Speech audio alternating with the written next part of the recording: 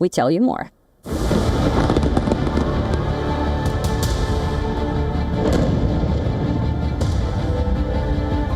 Israel is stepping up its own operations against Hezbollah. The IDF says it carried out a precision strike in Beirut's Dahiyeh district, killing Radwan Force Commander Ahmad Galeb Balut. Israel accuses Balut of directing attacks on Israeli troops in southern Lebanon and helping revive Hezbollah's offensive plans against northern Israel. Prime Minister Benjamin Netanyahu praised the strike, saying no terrorist has immunity. Over the past month, we have eliminated more than 200 Hezbollah terrorists. 200 terrorists who acted against the citizens of Israel and the soldiers of the Israeli army. We are doing the same in Gaza, eliminating terror cells. I say to our enemies in the clearest possible way, no terrorist has immunity. Anyone who threatens the state of Israel is a dead man.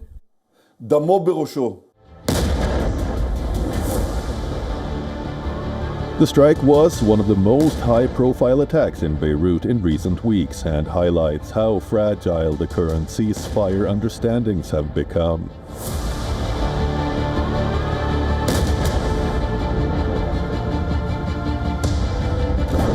Israel is continuing to target the group's command structure. The Iran-backed militant network is now facing pressure from multiple fronts across the region. Syria's new authorities say they have dismantled the Hezbollah-linked cell accused of plotting assassinations of senior government officials. Syria said security forces carried out coordinated raids across Damascus countryside, Aleppo, Homs, Tartus, and Latakia.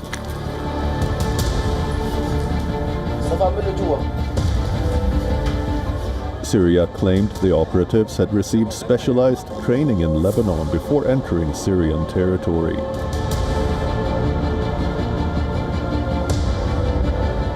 Authorities say weapons, explosives, and RPG launchers were recovered and that the cell was preparing targeted attacks against high-ranking officials. Hezbollah has rejected the accusations, calling them false and warning that such claims could fuel tensions between Syria and Lebanon. The developments are significant because Hezbollah was once one of Bashar al-Assad's closest allies, playing a major role in the Syrian civil war and helping keep his government in power. But since Assad's removal in 2024, Syria's new leadership under Ahmed al-Sharaa has been trying to distance itself from Iran-backed networks and rebuild ties with the West. Damascus has also been under pressure to prove it can crack down on militant groups and smuggling networks, including the Captagon trade that for years flourished across Syria and Lebanon.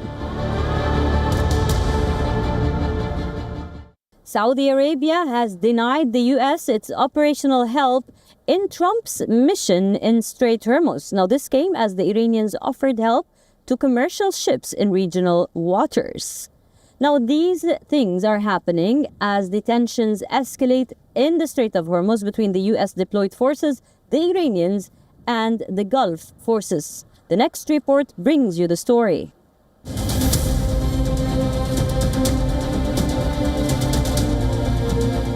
Iran claims it struck a U.S. warship that tried to breach the Hormuz Strait blockade. And it also fired missiles and drones towards the UAE. A move widely seen as a warning against supporting U.S. military operations. Faced with escalating tensions and growing pressure from regional allies, Trump earlier announced that he is halting Project Freedom in a bid to pursue a deal with Iran. Saudi Arabia and Kuwait have lifted their restrictions on U.S. access to airspace and military bases.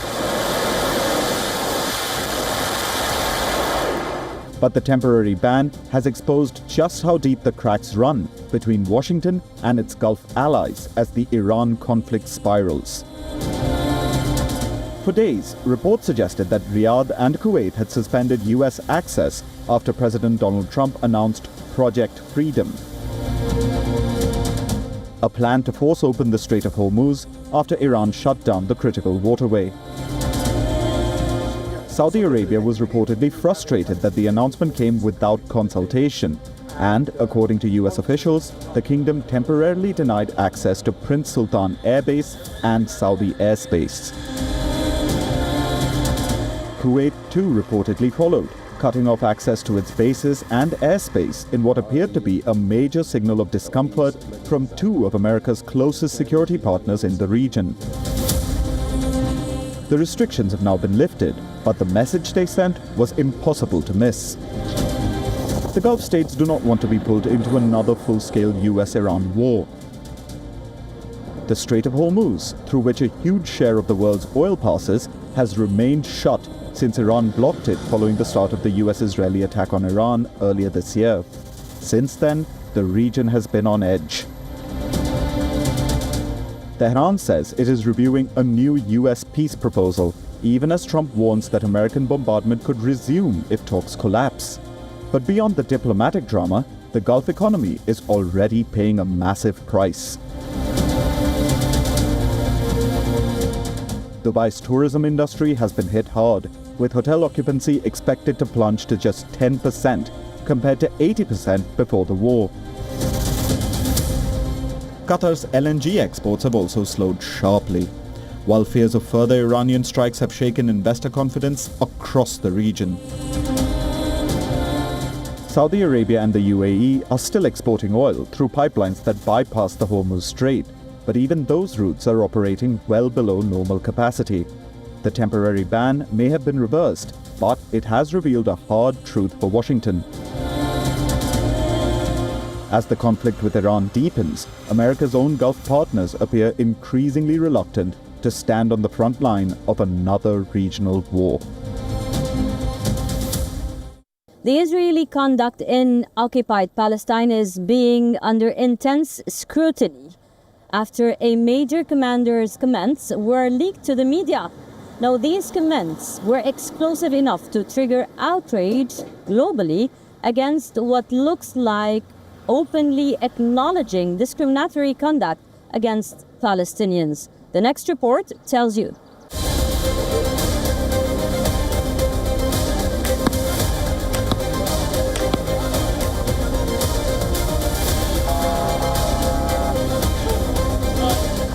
Violence in the West Bank continues to surge in the shadow of the Gaza war, with Palestinian officials reporting killings, mass arrests, home demolitions, and settler attacks across multiple cities. Israeli forces carried out new raids in Nablus, Bethlehem, Hebron, and Ramallah, detaining at least 17 Palestinians, including women and a child, according to local authorities. In Termus Aya, Israeli bulldozers sealed off the town by blocking roads with earth mounds, paralyzing daily life and cutting off access for residents. We were surprised this morning after dawn prayers by the entry of a large force of the army accompanied by a bulldozer. They headed towards the eastern part of the town, between our town and the village of Abu Falah, and closed the main road.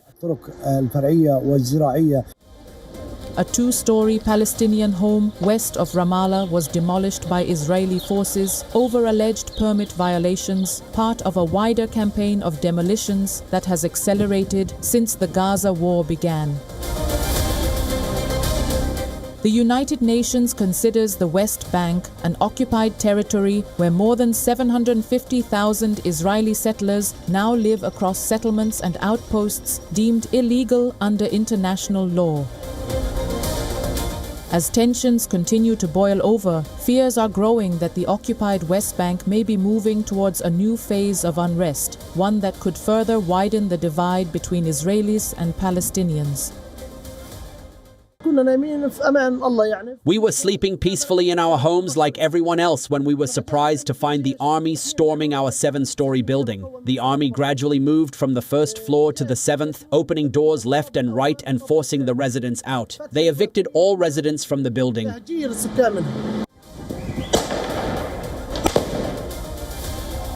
The situation has been further aggravated by the comments of the head of Israel's Central Command in the West Bank. Major General Avi Bluth said that Israeli troops are killing like they haven't killed since 1967. The remarks are from a leaked account published by Israeli Daily Haaretz, a report the Israeli military has so far not denied.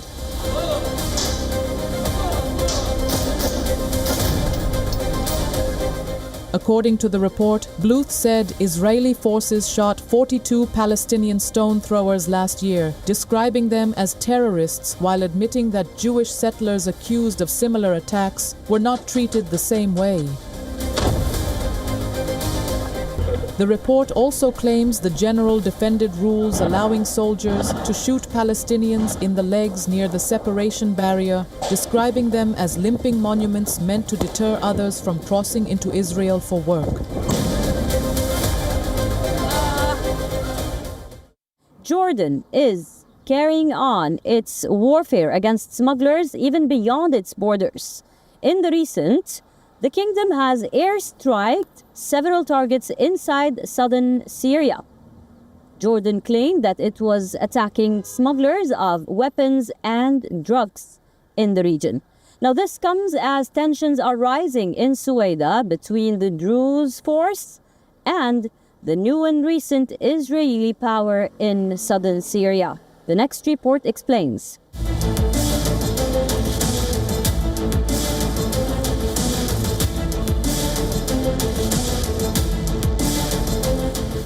From quiet diplomacy to cross-border firepower, Jordan is sending a sharp message across southern Syria. The Hashemite kingdom has carried out a new round of airstrikes inside Syria's Druze majority Suwaida province, targeting what it calls drug and arms smuggling networks. The Jordanian military says the operation targeted factories, storage sites, and smuggling hubs used to push drugs and weapons across the border into Jordan. But the strikes also carry a much bigger political message. They are seen as a warning not only to smugglers, but also to Druze authorities in Suwaida, who have been accused of failing to curb trafficking networks operating in the area.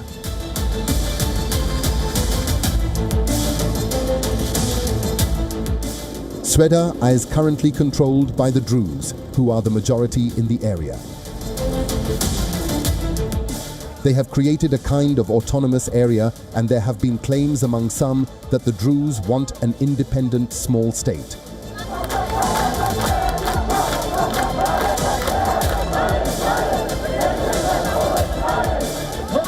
Jordan and Syria would oppose this move.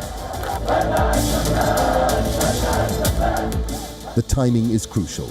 Over the past year, Israel has increasingly positioned itself as a defender of Syria's Druze community, even carrying out its own strikes to deter attacks on Suwaida.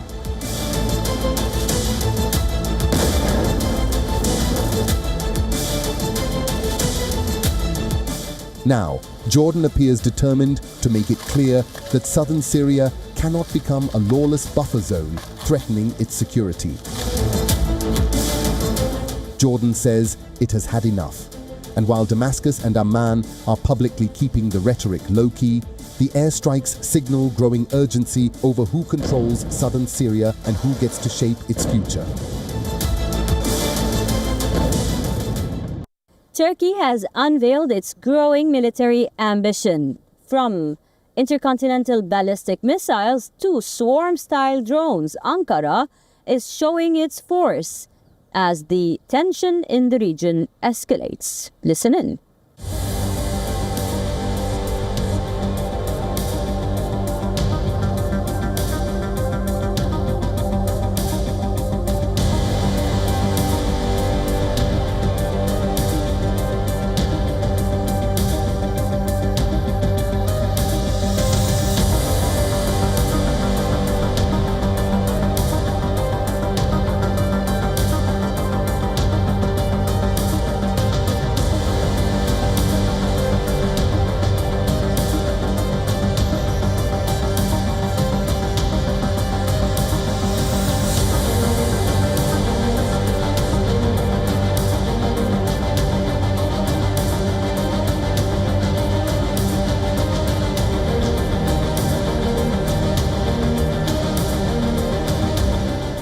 Biz geçtiğimiz yıl 100'e yakın Last year, we delivered nearly 100 steel dome elements to the Turkish army.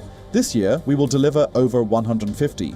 So these are the results of these investments. The first side is the mass production of the capabilities we have already developed.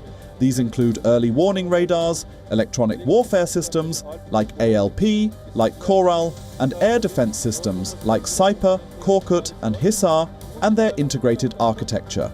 Along with this, at the highest level, we have contracts that we will sign at this fair, such as Saipa 3 and Saipa 4, which represent new capabilities we have gained.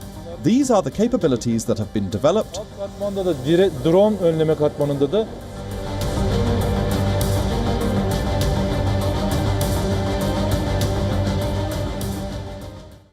That's all we have for you on this episode of the West Asia Post. I will see you next week with a brand new lineup, always bringing you the most recent updates, news, and ground reports from West Asia.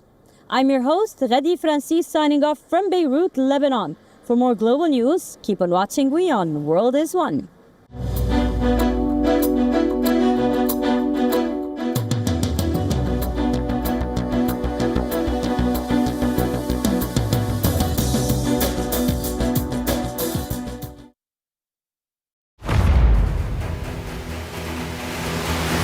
Get the latest updates, Destroy their breaking missiles news, and raise their credible, clear, continuous.